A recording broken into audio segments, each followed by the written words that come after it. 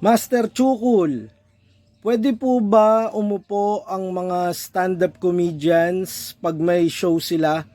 Hacheche.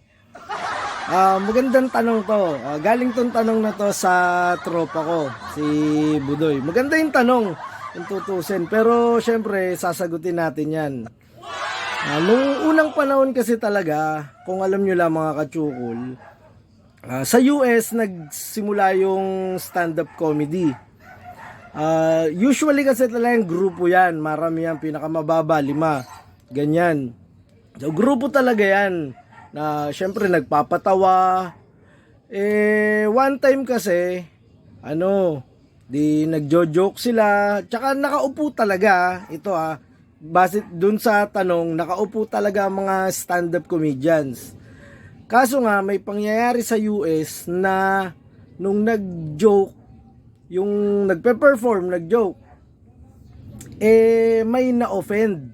May na-offend na isang customer. So, yung customer na yun, bandang likod kasi nakaupo. So, hindi niya ngayon malaman kung sino dun sa mga performers o stand-up comedians yung nagpatawa. So hindi niya masisi ngayon kung sino ba dun sa nakaupo siya bandang likod, hindi niya tanaw.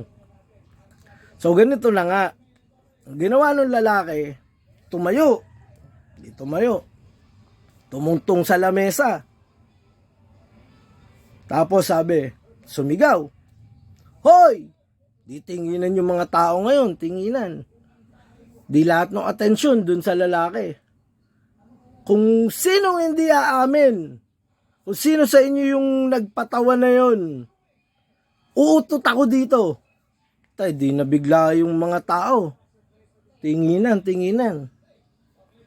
Sabay biglang nagtawanan ng sabay-sabay. Nagtawanan.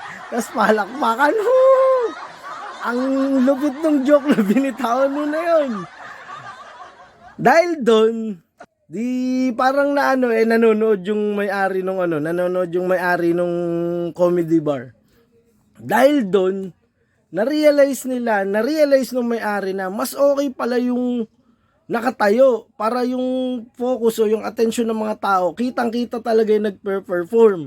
At saka syempre, pag nagkamali o kung sino man ang nakagawa ng kasalanan, madali nang maituro ngayon ng mga customers, ng mga audience. So, yun lang yun. Kaya simula nun, lahat ng stand-up comedians, pinapatayo na nila. Bawal na yung nakaupo. Yun lang.